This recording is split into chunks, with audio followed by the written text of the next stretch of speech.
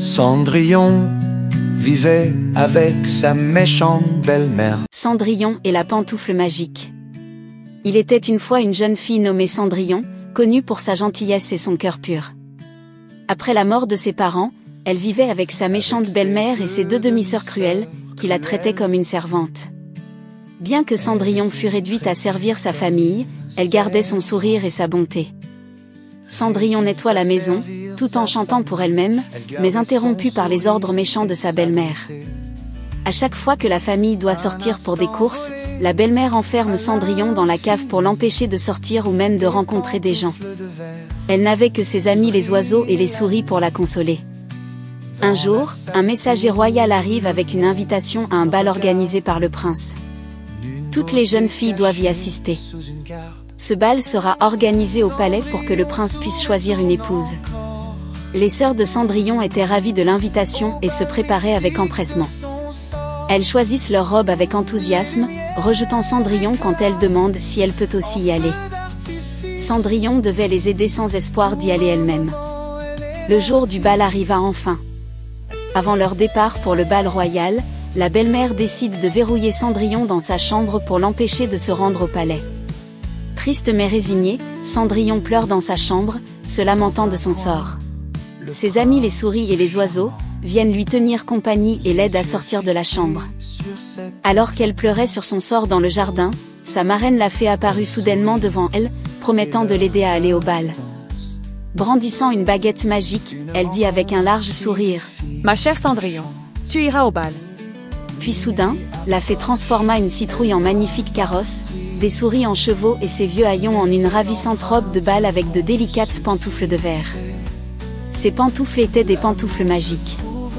La fée mit toutefois Cendrillon en garde. « N'oublie pas, ma chère, que tu dois rentrer avant le dernier coup de minuit, car alors le sortilège prendra fin. » Sur sa merveilleuse carrosse, Cendrillon prit alors le chemin du palais. Elle entre au bal, émerveillant tout le monde, y compris le prince qui ne peut détacher son regard d'elle.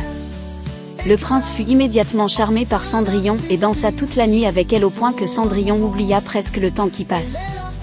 Grâce à ses pantoufles magiques, Cendrillon dansait de façon majestueuse et elle était appréciée de tous. Alors que Cendrillon et le prince tourbillonnent gracieusement sur la piste de danse, les sœurs, vertes de jalousie, échangent des regards noirs. Elles se rendent compte qu'elles doivent agir vite si elles veulent attirer l'attention du prince. L'une des sœurs feint un malaise, s'effondrant dramatiquement sur le sol. Le prince, inquiet, quitte précipitamment Cendrillon pour s'occuper de la jeune fille. Pendant que le prince est distrait, l'autre sœur profite de l'occasion pour attirer Cendrillon dans un couloir isolé. Sous un prétexte fallacieux que Cendrillon l'aide à rechercher un bijou perdu, elle entraîne Cendrillon dans un placard secret qu'elle a préalablement repéré. Une fois Cendrillon à l'intérieur, la sœur ferme la porte à clé et cache la clé. Elle retourne ensuite dans la salle de bal, radieuse, prête à séduire le prince. Cendrillon, enfermée dans le placard, entend les rires et les conversations des invités. Elle se sent trahie et désespérée. Le prince, après avoir vérifié que la sœur se porte bien, revient sur la piste de danse, à la recherche de Cendrillon. Il est perplexe de ne pas la trouver.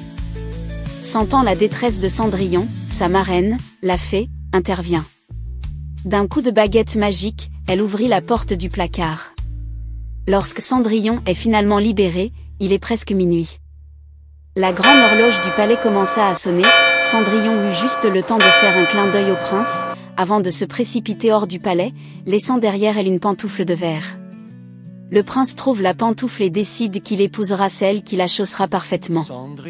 Déterminé à retrouver cette mystérieuse jeune fille, fit essayer la pantoufle à toutes les femmes du royaume, mais elle ne va à aucune.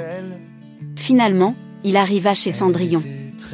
Alors que le prince et ses hommes arrivent au domicile de Cendrillon pour essayer la pantoufle, la belle-mère, dans un accès de panique, ordonne à Cendrillon de descendre immédiatement dans la cave. Elle sait que si Cendrillon est présente, la magie de la marraine fée pourrait se manifester et révéler la vérité. Elle demande à Cendrillon de ranger toute la cave sachant que la tâche sera longue et fastidieuse. Pendant que Cendrillon travaille d'arrache-pied, les sœurs et la belle-mère essayèrent en vain de chausser la pantoufle. Elles s'acharnent inutilement, leurs pieds ne rentrent pas dans la chaussure précieuse. Le prince déçu, demanda s'il n'y avait plus d'autres filles dans la maison. Les sœurs et la belle-mère répondirent en chœur, « Non, il n'y a que nous dans cette maison. » Alors que Cendrillon rangeait la cave, sa marraine Fée intervient et grâce à sa magie, elle transforme la cave en un endroit féerique, tout était rangé à sa place. Le prince, déçu, décida de rentrer au palais. Mais alors qu'il descendait les marches de l'escalier, il vit Cendrillon sortir de la cave. Le prince demanda de lui faire essayer la pantoufle. À la grande stupéfaction de tous, la pantoufle glisse parfaitement sur son pied. Tout le monde est ébahi. Le prince reconnut sa danseuse bien-aimée, éperdument amoureux, la demanda en mariage. Cendrillon quitta la maison de sa belle-mère pour vivre au palais, où elle vécut heureuse avec le prince. Et ainsi, les rêves de Cendrillon devinrent réalité grâce à sa gentillesse et son courage. Et ils vécurent heureux pour toujours.